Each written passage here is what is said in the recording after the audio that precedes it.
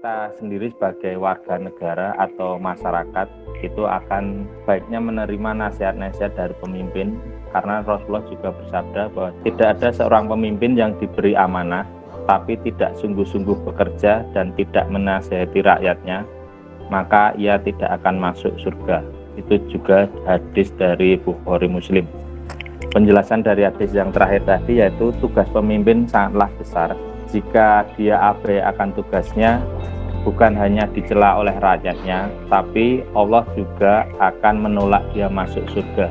Jadi mungkin tugas pemimpin-pemimpin di negara kita memang sebenarnya berat karena pemimpin dipilih oleh rakyatnya, dan sebisa mungkin ya seperti yang tertera dalam hadis tadi, seorang pemimpin haruslah bisa mensejahterakan rakyatnya.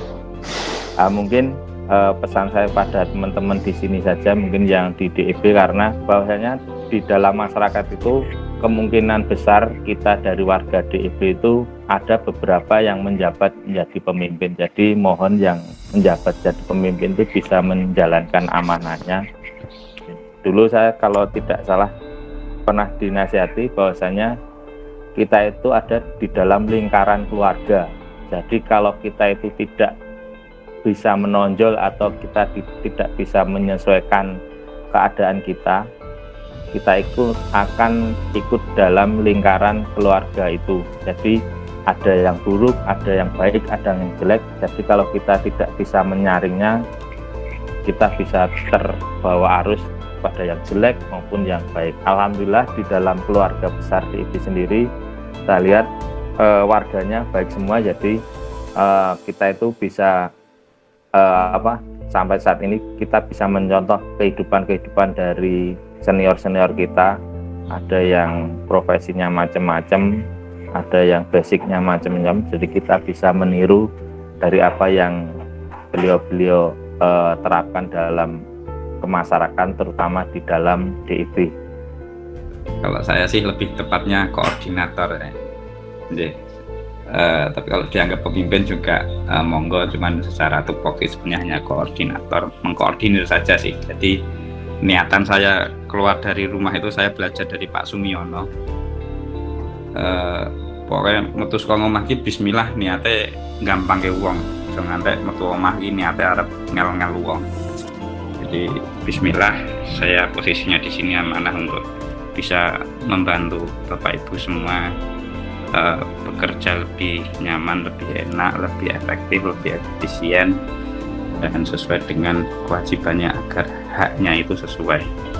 Prinsip saya sih, mending kewajiban kita lebih mengerjakan sesuatu.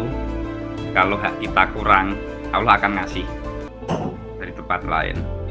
Tapi kalau kewajiban kita kurang, kelebihan haknya, hak yang kelebihan itu justru akan diambil Allah, entah dengan cara yang tentu yang nggak baik gitu. Jadi saya sesederhana itu sih berpikirnya. Tapi monggo sarang-sarang kita ngucapkan rasa puji syukur wonten ngertos dalem Allah Ta'ala. Dene kula lan panjenengan sami wonten ing dalem menika tesih kaparingan rahmat hidayah amuga keselamatan kesehatan sehingga kula lan panjenengan sami saged nindakaken silaturahmi setiap pagi. Alhamdulillah kula lan panjenengan diparingi selamat sehat boten ana halangan setengah menapa.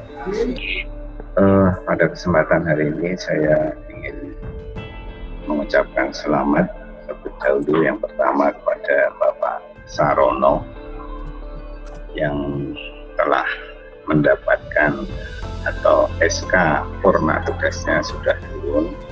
Alhamdulillah ya, sehingga nanti mulai bulan Januari 2021 sudah bisa istirahat. Amin. Wow, Banggahan di rumah. Untuk menjaga agar kita tetap berada di jalan yang benar dalam mencari rezeki, Allah Subhanahu wa Ta'ala menetapkan beberapa amalan untuk umat Islam. Di antaranya adalah sholat duha dan sholat hajat. sholat duha bisa menjadi perantara dimudahkannya rezeki.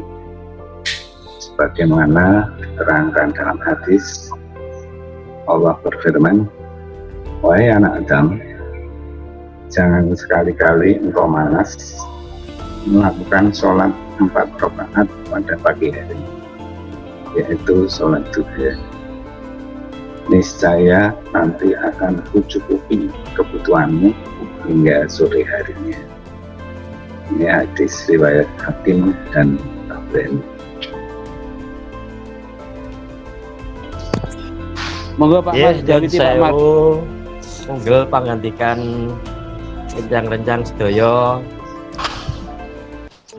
Gandengan wekdal sampun bungkap wanci jam 8.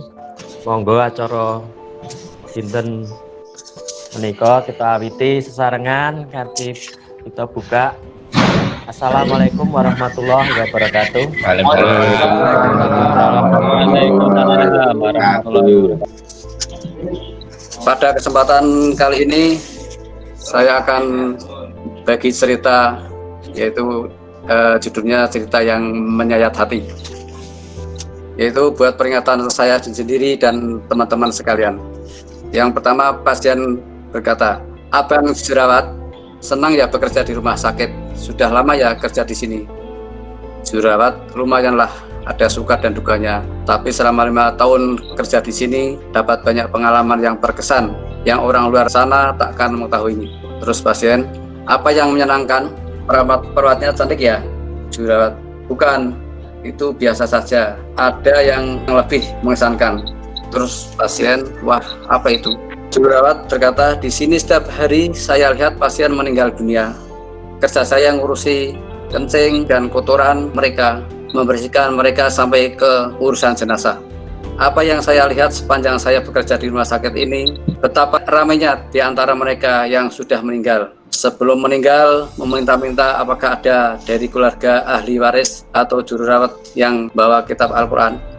Ada yang nggak bisa baca Al-Quran, ada yang suruh kami bacakan, ada juga yang tidak sempat sentuh Al-Quran dan tak sempat baca Al-Quran. Allah telah pun mengambil nyawa mereka.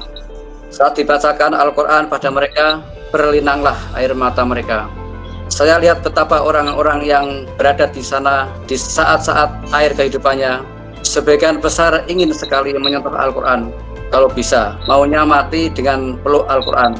Pengalaman-pengalaman yang saya lalui di sini buat hati ini insaf, sadar tentang satu hal yang sangat penting." Terus pasien, "Apa dia?" Jurawat, "Apa yang kita biasa pegang ketika ia masih sehat, apa yang kita bisa baca dan belai ketika masih hidup, itu jugalah yang kita akan dapat pegang dan sentuh di akhir hayat. Jika kita selalu pegang handphone di tangan setiap waktu, sholat tidak tepat waktu, panjang waktu, memegang HP dan sibuk gadget, mungkin pula di akhir hayat kita nanti itu pula yang kita kerjakan. Dapatkah kita sentuh dan pegang Al-Quran sedang tangan kita tak bisa pegang Al-Quran? Sehari sekalipun susah membuka Al-Quran, apalagi membaca atau mentadaburinya. Ya Allah, Ar-Rahman Ar-Rahim, sungguh kita sudah tak perlu handphone atau gadget di akhir nyawa kita. Kita sangat memerlukan Al-Quran. Barulah kita sadar saat itu bahwa waktu yang kita miliki sudah terbuang begitu saja. Oh ya Allah." Terus pasien meneteskan air mata, "Mas jururawat, tolong bacakan saya Al-Quran. Saya tak bisa Al-Quran. Saya buta tajwid." Jururawat itu tersenyum, dikeluarkan Al-Quran mini dari kantong bajunya, lalu dia membacakan. Hampir 9 dari 10 pasien yang beragama Islam yang berada di rumah sakit itu kebanyakan memperlihatkan wajah penuh kesedihan serta menyesal. Menyesal dan menyesal tidak ambil kesempatan untuk membaca Al-Quran ketika sehat dan lapang. Wajah-wajah ketakutan dan seram bila ambang maut mendekati. Naudzubillah.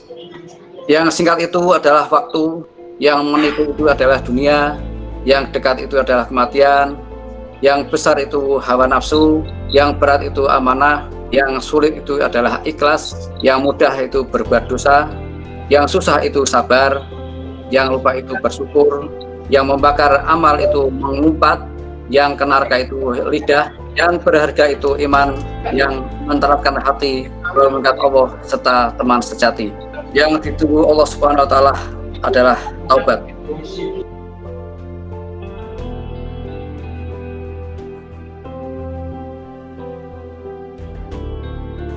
Semoga dilanjut Pak Mar. Mas Ami, matur nuwun. Terima kasih mengucapkan Pak Kesno dan teman-teman yang lain. Apa yang disampaikan Pak Kesno itu sebenarnya benar sekali.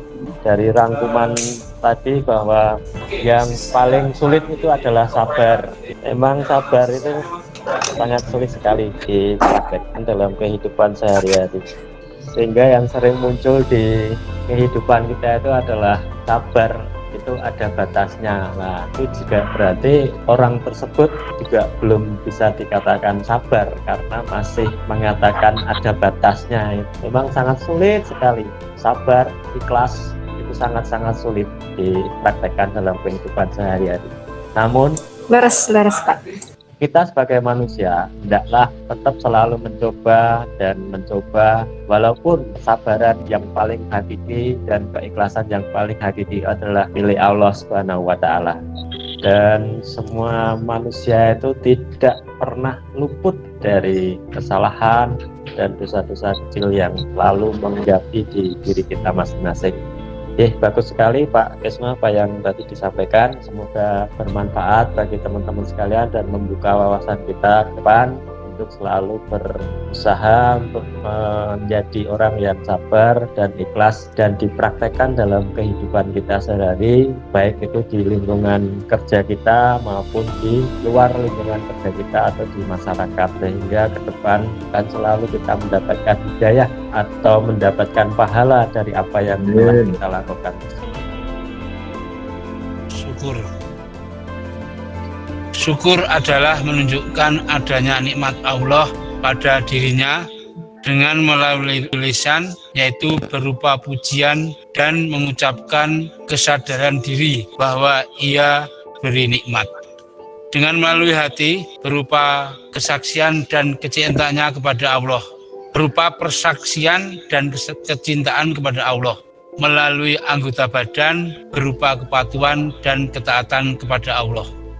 Kita sebagai manusia ciptaan Allah Subhanahu wa taala harus selalu senantiasa menyukuri nikmat yang telah diberikan Allah Subhanahu wa taala, baik itu berupa nikmat yang kecil maupun nikmat yang besar. Tanpa kita sadari, setiap hari kita selalu menerima nikmat dari Allah Subhanahu wa taala seperti nikmat berupa nikmat Islam, nikmat kesehatan, dan nikmat kita yang telah diberikan anggota tubuh yang lengkap dan sempurna seperti yang dijelaskan dalam Quran An-Nahl 78, yang artinya, dan Allah mengeluarkan kamu dari perut ibumu dalam keadaan tidak mengetahui sesuatu pun, dan Dia memberi kamu pendengaran, penglihatan, dan hati agar kamu bersyukur. Adapun cara agar kita senantiasa bersyukur kepada Allah Subhanahu wa taala adalah seperti yang dijelaskan dalam suatu hadis berikut. Pandanglah orang yang berada di bawahmu dalam masalah harta dan dunia, dan janganlah engkau pandang orang yang berada di atasmu dalam masalah ini. Dengan demikian, hal itu akan membuatmu tidak meremehkan nikmat Allah padamu.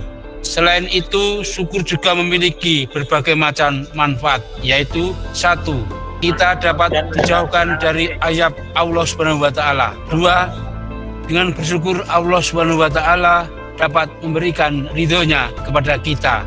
3. Dengan bersyukur kita dapat mendapatkan pahala dari Allah Subhanahu wa taala. Semoga bermanfaat bagi rekan-rekan semua dan saya pribadi. Bila ada kata-kata saya yang kurang berkenan, saya mohon maaf yang sebesar-besarnya. Billahi taufiq wal hidayah. Wassalamualaikum warahmatullahi wabarakatuh.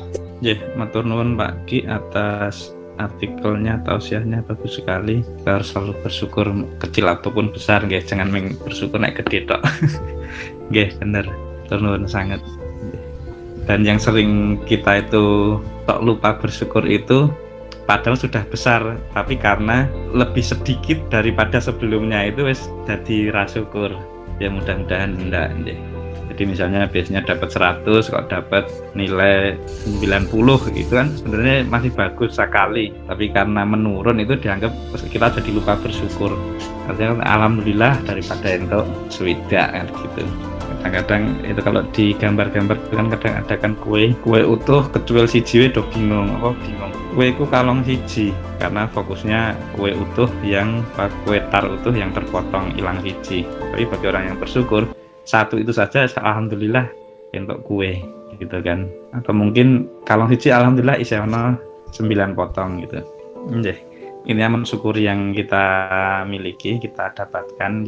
Dan kalaupun kita tidak dapatkan, kita harus syukuri sebelumnya pernah kita dapatkan. Dan itu insya Allah. Jadi harus memang kalau kata ulama itu kita harus pintar-pintar mencari alasan untuk bisa bersyukur. Nah, istilah ketoprak Jawa kayak gini, oke oleh syukur nganti lali kowe le sambat, gimana itu? Kalimatnya kira-kira seperti itu.